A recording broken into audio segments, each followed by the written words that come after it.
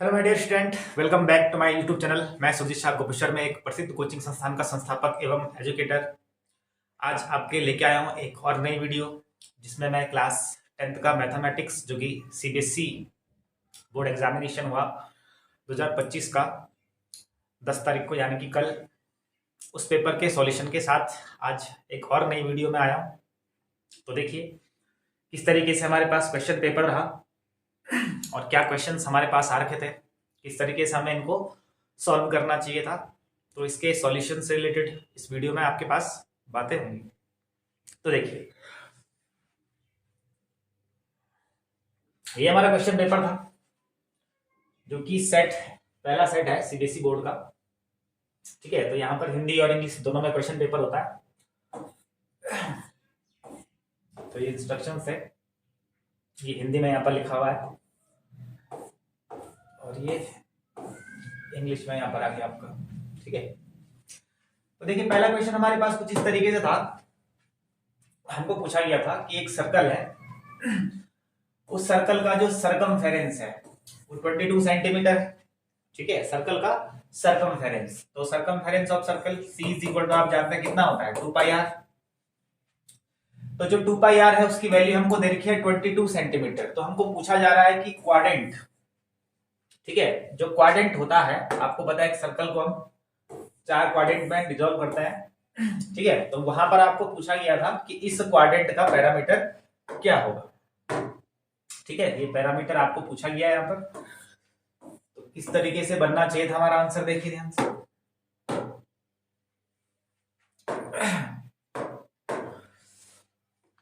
तो देखिए आपको दिया है सरकमफेरेंस ऑफ सर्कल, जिसको हिंदी में हम कहते हैं वृत्त की परिधि। तो सी का वैल्यू आपको दे रखा है जो कि आपका 22 है।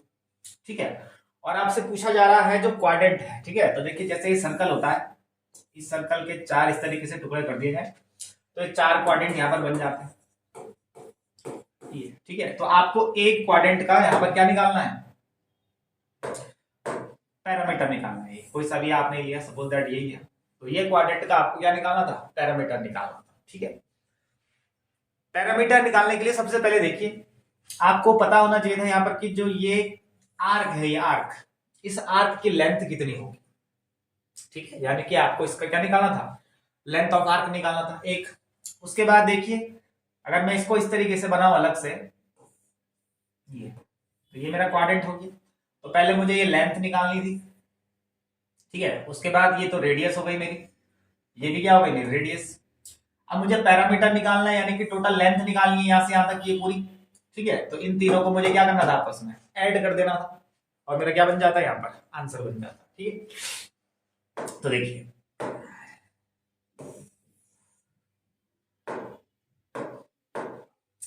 तो सबसे पहले हम यहाँ पर बात करेंगे रेडियस की। ठीक है, तो देखिए कैसे निकालेंगे radius, r is equal to 22 divide by 2 pi को अपोन में भेज देंगे। r is equal to 22 by 2 pi, pi का वैल्यू 22 अपॉन 7। ठीक है, ये हो गया यहाँ पर आपका। ठीक है, 22 से 22 कैंसिल हो गया, 7 जाएगा ऊपर, बाई अपॉन में 2 है, तो ऊपर डिवाइड तो कितनी बार जाएगा, 3.5। तो जो रेडियस है वो कितनी निकल गई हमारी, 3.5 सेंटीमीटर। ठीक है, अब रेडियस तो हमने निकाल दी, अब हमें चाहिए ये आर्क की लेंथ। ठीक है, तो लेंथ ऑफ आर्क कैसे निकालते हैं भाई, 1/4 है, एक चौथाई हिस्सा होता है एक सर्कल का। ठीक है, तो लेंथ ऑफ आर्क एल निकालना है आपको, तो जो टोटल सरकमफेरेंस है उसका 1/4 यानी कि एक चौथाई पार्ट निकालना है। 4 से काटिए इसको, कितनी बार कटेगा, 5.5 बारी में कटेगा। तो ये आपका लेंथ ऑफ आर्क निकल गया। अब टोटल पैरामीटर जब आप निकालेंगे तो इसमें एक हो गया लेंथ ऑफ आर्क प्लस एक रेडियस हो गई आपकी, प्लस ये दूसरी रेडियस हो गई। लेंथ ऑफ आर्क आपका 5.5 है प्लस रेडियस 3.5, दूसरी रेडियस 3.5। ठीक है, तो जोड़ देंगे इनको, 5.5 और ये 7 हो गया आपका। 7 और 5 कितना होता है, 12। तो 12.5 आपका क्या बनना चाहिए था, यहाँ पर आंसर बनना चाहिए था 12.5 सेंटीमीटर, ऑप्शन सी। तो क्या होगा बच्चों ने, ठीक है। अगला क्वेश्चन हमारे पास कह रहा है एक कोन है भाई और एक सिलेंडर है, have same height, height same है, सेम रेडियस, रेडियस भी सेम है। Volume of the cone and the volume of the cylinder are in the ratio. Yes, तो आपको एक सिलेंडर और एक कोन दे रखा है, ठीक है, उनकी हाइट उनकी रेडियस सेम है। तो पूछ रहा है कि जो कोन है उसका वॉल्यूम और जो आपका सिलेंडर है उसके वॉल्यूम का रेशियो क्या होगा। तो सिंपल सा क्वेश्चन था। वॉल्यूम ऑफ कोन क्या होता है 1/3 pi r square h. Volume of cylinder ये कितना होता है पाई आर स्क्वायर एच। इनका रेशियो निकालना है, दे दो डिवाइड, दे दिया भाई divide. Pi r square h से पाई आर स्क्वायर कैंसिल, कितना बचा 1/3 1/3। सिंपल सा, ठीक है, 1/3। शॉर्टेड है, यस।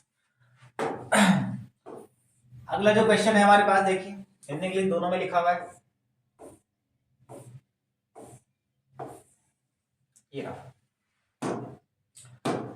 अगला जो हमारा क्वेश्चन था, the following table shows the marks scored by 23 student of a class. तो क्लास में भाई 23 बच्चे हैं जिनके नंबर है इस तरीके से, ठीक है, टेबुलर फॉर्म में डालेंगे। क्वेश्चन पूछ रहा है the lower limit of model class. तो जो मॉडल क्लास होगा उसकी लोअर लिमिट क्या होगी। मॉडल क्लास कौन होता है जिसकी फ्रीक्वेंसी सबसे ज्यादा 8 सबसे ज्यादा फ्रीक्वेंसी है, तो 30 से 40 का क्लास हो जाएगा। अब 30 से 40 वाले में लोअर लिमिट कौन सी है, तो ये रही लोअर लिमिट। 30 आंसर बनना चाहिए, ऑप्शन सी।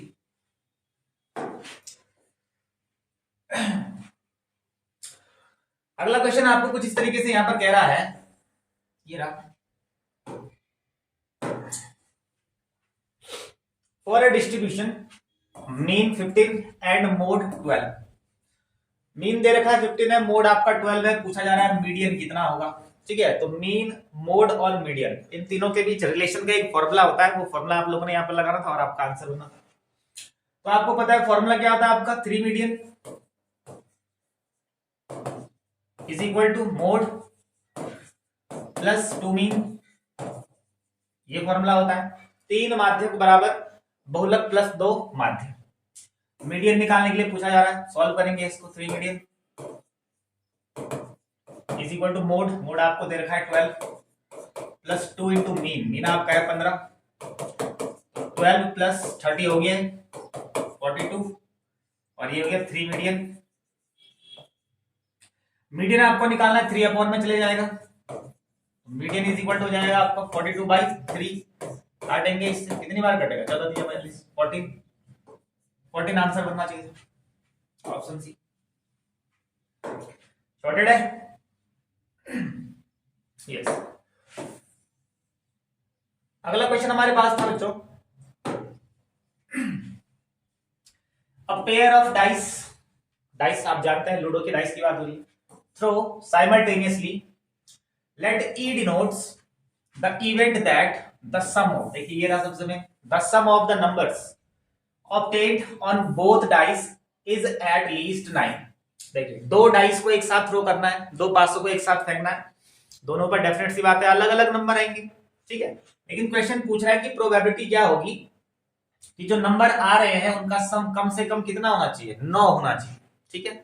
तो दो डाइस जब हम फेंकते हैं तो क्या चांस बनते हैं हमारे पास, इस तरीके से 1,1 1,2, इस तरीके से आपका 2,1 2,2, इस तरीके से 3 के लिए बनता है। टोटल के टोटल 36 चांस हमारे पास होते हैं। तो उन 36 में से आपको पता है किसको जोड़ के 9 आता है, 3 वाले केस में देखेंगे हम, तो 3,6 जोड़ के 9 आएगा, 4,5 जोड़ के 9 आएगा, 5,4 जोड़ के 9 आएगा, और 6,3 जोड़ के 9 आएगा।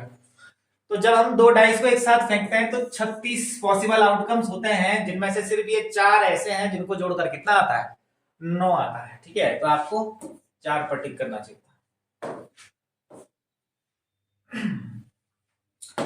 यस, अगला क्वेश्चन हमारे पास था कुछ इस तरीके से, आपको दिया गया है P जिसका वैल्यू ये रहा है यहाँ पर, Q जिसका वैल्यू ये रहा है यहाँ पर। क्वेश्चन पूछ रहा है एलसीएम ऑफ P और Q। तो P और Q का एलसीएम क्या होगा, जिसके लिए आपके पास ये प्रोडक्ट दे रखे हैं यहाँ पर, फैक्टराइज दे रखे हैं, फैक्टराइज। तो आइए देखिए सिंपल सा, 2 3 और 5 है, कंपेयर करेंगे भाई। 2 देखिए 2 की पावर यहाँ पर कितना है 3, और यहाँ पर कितना है 2 की पावर 2, एक ये बना आपका। दूसरा मल्टीप्लाई भी आप लगा सकते हैं यहाँ पर इसकी जगह,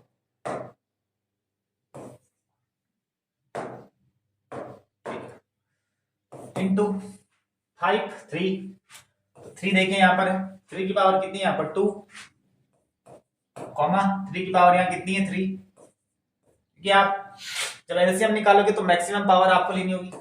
इंटू अगला है 5, 5 की पावर यहाँ पर कुछ नहीं है मतलब 1, और यहाँ तो 5 है ही नहीं, क्यू वाले केस में तो वहां पावर कितनी हो जाएगी 0।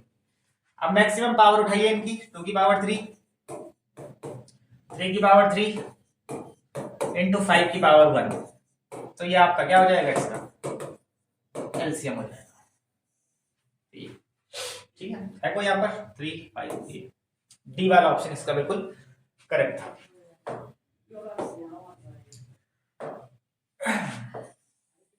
यस अगला क्वेश्चन देखिए, बहुत शानदार क्वेश्चन था। क्वेश्चन कह रहा है 3n where n is a natural number है, can not end with the digit. Question कह रहा है ये 3 की पावर n वाले केस में, ठीक है, पावर हम कितनी रखेंगे, ठीक है, कि इन चारों में से एक नंबर ऐसा होगा जो नहीं आएगा। 3 की पावर n को सॉल्व करने पर इन चारों में से कौन सा एक ऐसा है, ठीक है, जो 3 की पावर n करने पर नहीं, कैन नॉट पूछा यानी कि नहीं आएगा, तो नहीं पूछा गया। ठीक है अप्लाई करते हैं। 3 की पावर 1 रखा 3 होगा, 3 की पावर 2 रखा तो कितना होता है 9, 3 की पावर 3 रखेंगे तो कितना हो जाएगा 27, 3 की पावर 4 रखेंगे कितना हो जाएगा 81, फिर 3 की पावर अगर आप 5 रखोगे तो कितना हो जाएगा 243। ठीक है अब ढूंढो इसमें 3 आता है, 9 भी आता है, 7 भी आता है, 1 भी आता है, फिर वापस 3 रिपीट हो गया। तो इन चारों में देखिए कौन ऐसा है जो यहाँ मैच नहीं हो रहा है। तो 3 है, 7 है, 9 भी है, लेकिन कौन नहीं है 5 नहीं आ रहा है, यहाँ पर 5 नंबर नहीं आ रहा है। ठीक है तो डिजिट 5 नहीं आएगा, तो आपका 5 यानी कि बी इसका ऑप्शन बिल्कुल सही हो जाएगा। 3 की पावर को n, 3 की पावर n करने पर क्या नहीं आएगा 5 नहीं आएगा कहीं पर भी। ठीक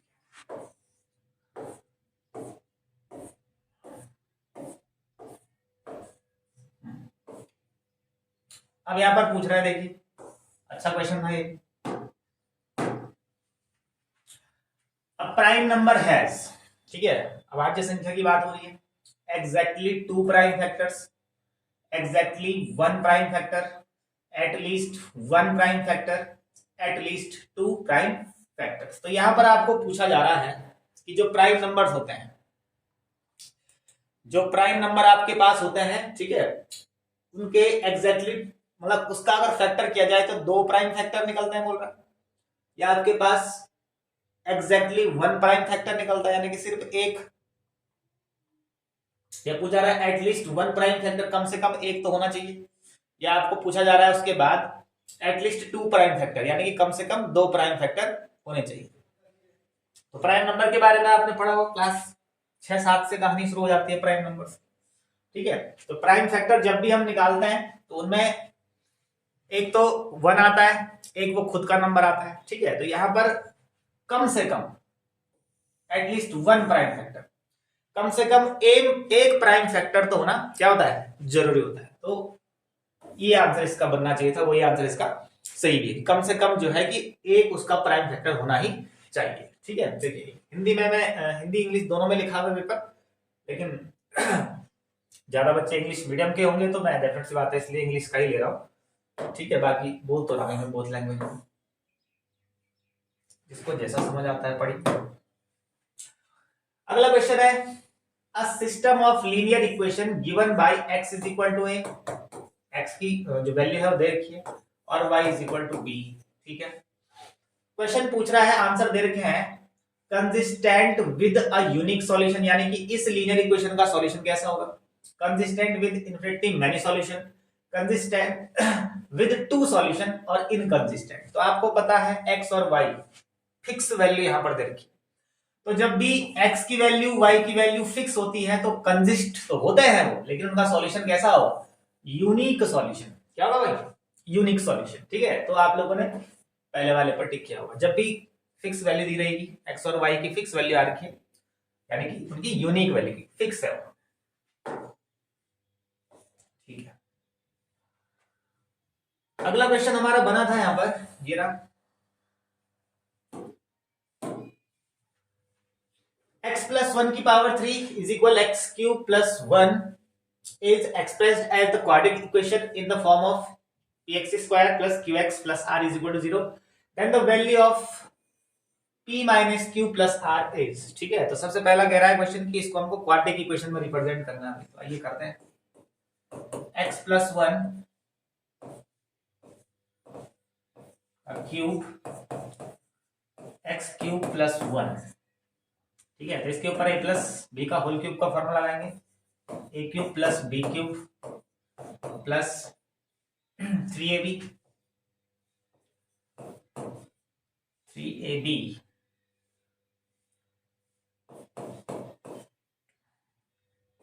a plus B X cube plus 1,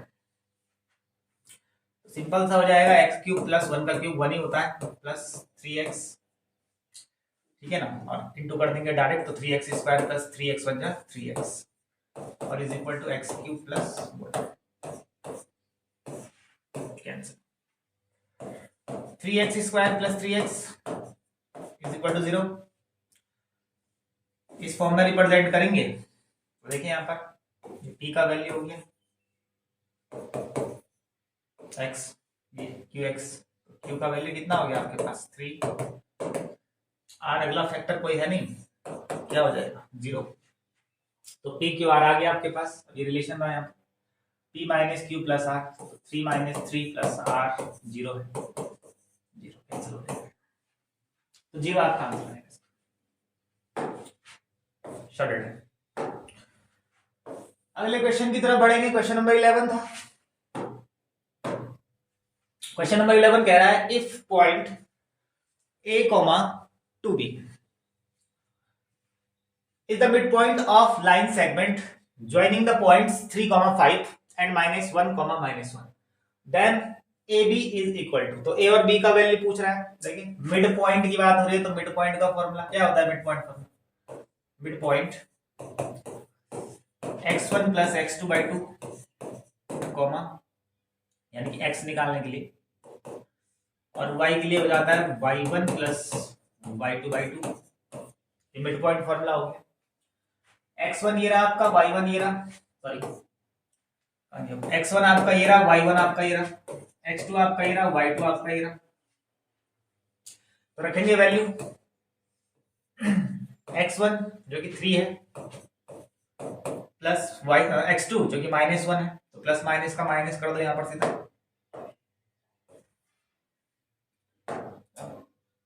सारे बच्चे जानते हैं प्लस माइनस का माइनस बाई 2, y1 जो कि आपका 5 है, फिर वहां प्लस माइनस का माइनस 1 बाई 2, ये आपका 2 बाई 2 और ये आपका 4 बाई 2। सॉल्व करेंगे इसको, ये 1 आ जाएगा और इसको डिवाइड करेंगे 2 आ जाएगा, ठीक है। यानी कि x यहाँ पर a से रिप्रेजेंट हो रहा है और y यहाँ पर 2b से रिप्रेजेंट हो रहा है, और आपको निकालना है a और b का वैल्यू। तो a का वैल्यू तो मिल गया आपको 1, b का निकालना है 2 अपॉन में जाएगा 2 बाई 2 1, तो a और b दोनों की वैल्यू 1 1 है, 1 1 ऑप्शन डी में है। आई होप क्या होगा आप लोगों ने सभी। क्वेश्चन नंबर 12, क्वेश्चन नंबर 12 आपसे पूछ रहा है the distance of point -3, 4 from y axis. देखिए ये x की वैल्यू हो गई, ये y की वैल्यू हो गई, y एक्सिस से आपको x एक्सिस की डिस्टेंस पूछ रहा है, तो coordinate of y axis is equal to the mod of coordinate of x axis. Mod of x axis -3 value है, -3 का मॉड 3, तो यहाँ पर +3 पे टिक करना चाहिए था आपको, ठीक है। ट्रिग्नोमेट्री का क्वेश्चन है, the value of theta for which sine 2 theta is equal to 10 45, sine 2 theta is equal to 10 45, 10 45 की वैल्यू कितनी होती है 1, sine 2 theta is equal to, sine के टेबल में 1 कहां पर आता है, साइन 90, साइन से साइन कैंसिल कर दो, हटा दो, sine theta is equal to 90, theta निकालनी है 2 अपॉन में जाएगा 90/2, 45 आपका आंसर, सिंपल सा 45, यानी कि आपको सी पर टिक करना चाहिए, सी।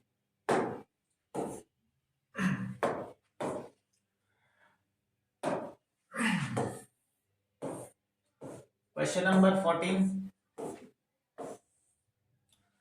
क्वेश्चन कह रहा है which type of triangle always similar, triangle का कौन सा टाइप ऐसा होता है जो हमेशा सिमिलर होता है, तो इसको तो ऑप्शन देखने की जरूरत ही नहीं पड़ती है। इक्विलेटरल ट्राइंगल जिसके सारे एंगल बराबर होता है और सारी साइड भी क्या होती है आपस में बराबर, तो ऐसे ट्राइंगल हमेशा क्या रहेंगे, similar. Equilateral triangles, equilateral triangles पर आपको टिक करना चाहिए। ठीक है, अगला क्वेश्चन है यहाँ पर what value of x and y will make triangle ABC similar to triangle QRP in the figure given below. ठीक है ना, ये वैल्यूज दे रखी है, इसमें पूछ रहा है कि x और y की क्या वैल्यू होंगी जो दो ट्राइंगल को सिमिलर, देखिए जब भी दो ट्राइंगल होते हैं हमें सिमिलरिटी की बात हो रही है। ठीक है, इसको ABC मान लो, इसको PQR मान लो, तो आपको पता है इस साइड का इसके साथ रेशियो, इस साइड का इसके साथ रेशियो, इस साइड का इसके साथ रेशियो आपस में क्या होता है बराबर, तो इनकी जो ये साइड्स है इनके रेशियो का आपस में क्या करना था, बराबर करना था, बराबर करके आपको आपका आंसर मिल जाता है।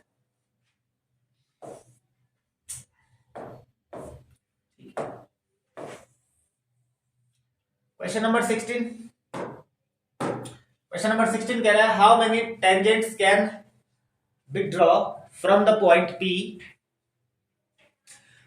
On the outer circle to the inner circle in the given figure. तो ठीक है, फिगर आपके पास दे रखा होगा, ठीक है मैं देख लेता हूँ फिगर क्या था इसका। हाँ, कुछ इस तरीके से फिगर था, इस तरीके से बाहर एक P पॉइंट दे रखा है, यहां से टेंजेंट ड्रॉ करने बोल रहा है, कितनी टेंजेंट हम क्या कर सकते हैं ड्रॉ कर सकते हैं। आपको बताया जब एक फिक्स पॉइंट की बात होती है तो एक फिक्स पॉइंट से एक सर्कल पर सिर्फ दो ही टेंजेंट, कितने टेंजेंट डालना है, दो टेंजेंट, चाहे आप कहीं भी पॉइंट ले लो हमेशा दो टेंजेंट, कहीं भी पॉइंट ले लो सिर्फ एक पॉइंट से हमेशा सिर्फ दो ही टेंजेंट आप क्या कर सकते हैं ड्रॉ कर सकते हैं, तो 2 आपका आंसर बनना चाहिए। ठीक है,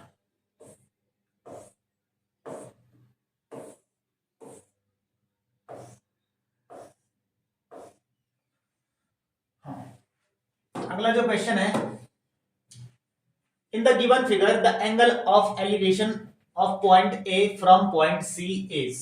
ठीक है, तो फिर यहां पर आपको फिगर दे रखा होगा, चेक कर लेता हूं क्या फिगर है।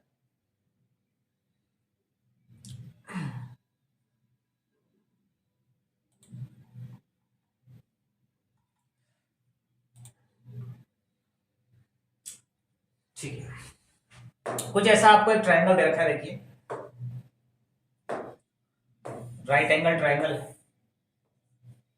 ठीक है, अब ए बी सी की बात करेगा, ये ए है, बी इसका राइट एंगल है और सी, और यहाँ पर जो साइड की वैल्यू दे रखी है 2 सेंटीमीटर हो गया, इधर आपका 4 सेंटीमीटर है, और बीसी का वैल्यू दे रखा है 2√3।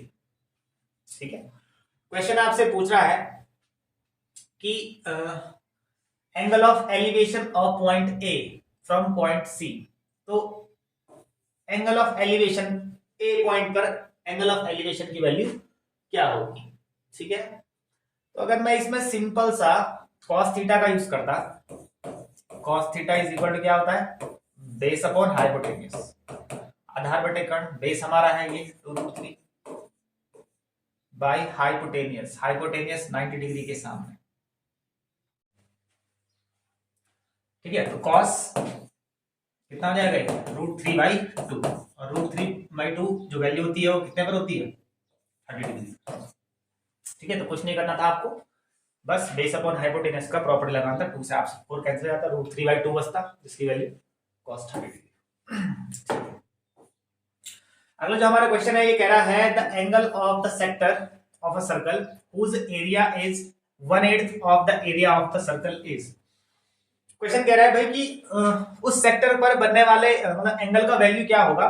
ठीक है, जो पूरे सर्कल के एरिया का 1/8 पार्ट है, ठीक है। तो देखिए आपको पता है θ/360 से सॉल्व करते हैं इसको, और 1/8 बोल रहा है तो ये लो, ठीक है। थीटा निकालना ही इंटू हो जाएगा ऊपर, तो 1/8 इंटू 360, ठीक है। कैंसिल करेंगे इसको, 45 45 डिग्री, तो 45 डिग्री आपका आंसर बना होगा इससे। क्वेश्चन नंबर 18 सॉर्टेड है, ठीक। अब ये एसेसरेशन एंड रीजन बेस्ड क्वेश्चन है भाई, ठीक है। तो यहां पर दे रखे हैं दोनों के दोनों, यहीं पर सॉल्व कर देंगे, ठीक है। क्वेश्चन पूछ रहा है for an angle theta sec theta is equal to 1 tan theta is equal to 0, ठीक है। आपको पता है sec theta is equal to 1 cos theta is equal to 1 जब थीटा होता है आपका 0, तो थीटा कितना होता है आपका 0, और tan 0 की अगर आप बात करें तो tan 0 0, तो ठीक है पहला सही। दूसरा sec square theta tan square theta is equal to 1, ठीक है भाई, ये भी ठीक है, ट्रिग्नोमेट्रिक आइडेंटिटी है, दोनों के दोनों रिलेट करते हैं आपस में, तो सिंपल सा हमारा ये हो जाएगा कि ए भी ठीक है आर भी ठीक है और रीजन आर, ठीक है ना। दोनों के दोनों एक दूसरे का क्या करते हैं, एक्सप्लेनेशन करते हैं। यस, उसके बाद देखिए अगला जो हमको पूछा जा रहा है, लास्ट पार्ट है इस मल्टीपल चॉइस क्वेश्चन का, ठीक है। ये कह रहा है एवरी, देखिए every quadratic equation has 2 real roots, यहीं पर मामला गड़बड़ हो गया। रीजन दे रहा है a quadratic polynomial can have at most 2 zeros, ठीक है, 2 जीरोस होने चाहिए भाई, होता ही है पॉलिनोमियल, जो भी आप क्वाड्रेटिक सॉल्व करोगे 2 ही जीरोस निकलेंगे, तो रीजन तो बिल्कुल सही है। लेकिन यहाँ पर ऐसे सिस्टम में आपको फंसा दिया गया, फंसाया क्या गया, एक तो बात कर दी दोनों के दोनों रियल रूट होते हैं, और यहां लिख दिया आगे से एवरी, तो अगर ये एवरी नहीं होता तो भी ये आंसर सही था, लेकिन हर एक क्वाड्रेटिक इक्वेशन की बात हो रही तो हर एक क्वाड्रेटिक इक्वेशन का आंसर रियल रूट थोड़े नहीं होता। आपको पता है डिस्क्रिमिनेंट डी, ठीक है ना, greater than 0, discriminant is equal 0, D less than 0। अब जब आपको पता है कि जो डिस्क्रिमिनेंट है वो 0 से बड़ा होता है तो रियल रूट होता है, जब डिस्क्रिमिनेंट 0 के बराबर होता है तो रियल रूट होता है, लेकिन जब डिस्क्रिमिनेंट 0 से छोटा होता है तो रियल रूट थोड़े नहीं होता है, क्या होता है, इमेजिनरी रूट, ठीक है। तो हर एक क्वाड्रेटिक इक्वेशन के रियल रूट होंगे जरूरी नहीं है, कंडीशन बेस्ड क्वेश्चंस होते हैं कि कहां रियल रूट निकल रहे हैं कहां इमेजिनरी रूट निकल रहे हैं। तो ऐसे क्वेश्चन बिल्कुल क्या हो गया, इसका फॉल्स हो गया, और रीजन बिल्कुल क्या है, सही है, रीजन सही है भाई कि 2 जीरो होता है, ठीक है। तो डी वाला इसका ऑप्शन आपको टिक करना चाहिए, ठीक है। यस, तो ये आपके मल्टीपल चॉइस क्वेश्चन थे, इसके बाद ये 2-2 मार्क्स के क्वेश्चन हैं आपके सॉल्व करने वाले, ठीक है, जो कि हम अगली वीडियो में सॉल्व कराएंगे आपको। आज के लिए इतना ही।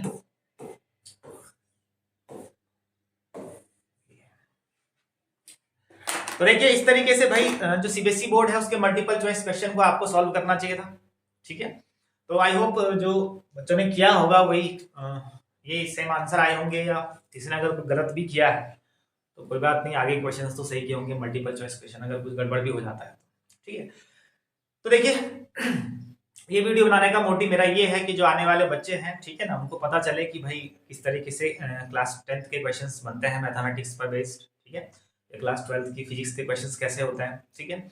और जो बच्चे पेपर दे करके आए हैं वो अपना आंसर चेक कर रहे होंगे कि हमसे कितने क्वेश्चन सही बने और कितने क्वेश्चन गलत बने हैं, ठीक है। बाकी जो आगे की चीजें हैं वो आपको अगली वीडियोस में बता दी जाएंगी, ठीक है। इस वीडियो में इतना ही। आई होप आप सभी ये वीडियोस देख रहे होंगे, चैनल को लाइक सब्सक्राइब भी करना जरूरी है, क्योंकि जो व्यूज है वो काफी आ जाता है वीडियो के ऊपर, लेकिन सब्सक्राइबर उतने नहीं बढ़ते हैं। तो आप सभी से अनुरोध है कि वीडियोस अगर आप देख रहे हो तो चैनल को सब्सक्राइब जरूर कीजिए, और अपने छोटे भाई बहन जितने भी नॉट 9 10th वाले हैं, ठीक है, उन तक ये वीडियोस को पहुंचाइए ताकि वो देख करके अपने आंसर को वेरीफाई कर पाए कि सही हुआ है या नहीं हुआ है, ठीक है। तो इस वीडियो में इतना ही, आगे बाकी अगली वीडियोस में बात करेंगे। Thank you.